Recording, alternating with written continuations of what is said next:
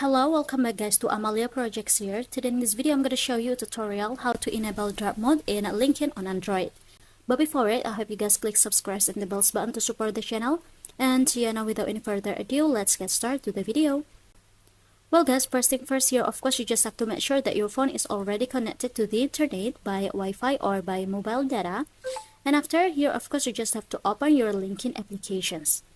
And now you just have to go to your account here at the top left of the corner of your screen.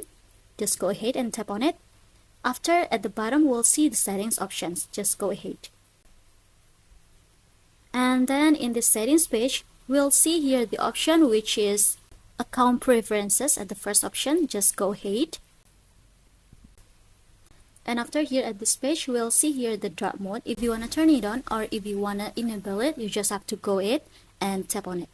And after, just tap on this dark mode option here guys at the second options. Just tap on it like this and it will be look like this. If you want to save, you just have to go back because it will save automatically.